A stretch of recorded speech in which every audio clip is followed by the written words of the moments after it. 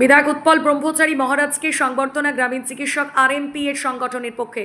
গ্রাম বাংলার মানুষের রাত বিরাতে প্রাথমিকভাবে চিকিৎসার জন্য ভরসা গ্রামীণ চিকিৎসক। উদ্দেশ্যটা কি রয়েছে? সম্বর্ধনার উদ্দেশ্যটা এটাই হচ্ছে যে যাতে আমরা আমাদের সংগঠনের তরফ থেকে আগামী দিনে যে কালিয়াগঞ্জের স্টেট জেনারেল হাসপাতাল মানে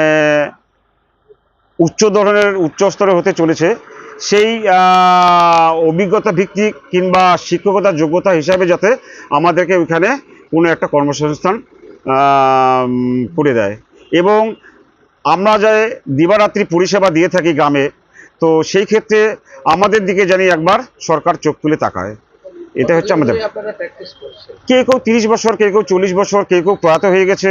আমার যেরকম আমি 30 বছর থেকে রাধিকাপুরে, একদম অত্যন্ত রাধিকাপুরের বিএসএফ এর সংলগ্ন যে গ্রাম রাধিকাপুর, সেখানে আমার 30 বছর থেকে আমি মেডিসিন প্র্যাকটিস করছি। কি মনে হচ্ছে একমাত্র ভরসা কি আপনারাই নাকি? একমাত্র গ্রামের পরিষেবা আমরাই, যদিও বা ওইখানে স্বাস্থ্য পরিষেবা রয়েছে, হেলথ সেন্টার, এএনএম, তারা তো সবসময় থাকে না। কিন্তু হঠাৎ করে দেখা গেল যে একটা খেটে খাওয়া লোক মাঠে কাজ করতে গিয়ে তার কোদাল দিয়ে হাত কেটে গেল, তাৎক্ষণিক আমাদেরকে দিয়ে দিতে হয়। এবার রাত্রি 2টোর সময় যেখানে অ্যাম্বুলেন্স পরিষেবা আমরা পেয়ে থাকি না, সেই ক্ষেত্রে আমাদেরকে সেই পরিষেবাটা দিতে হয়।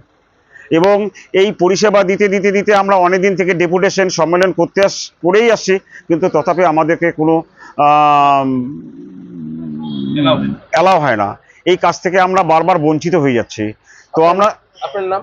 আমার নাম মদন দাস, রাধিকাপুর কালিয়াগঞ্জ ব্লক সম্পাদক, রুরাল মেডিকেল প্র্যাকটিশনার অ্যাসোসিয়েশনের। কারা কারা উপস্থিত হয়েছেন আপনারা?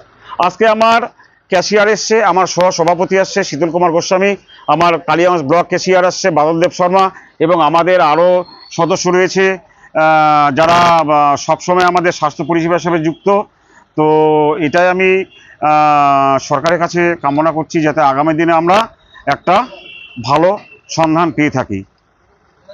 আর আমরা কি বললেন?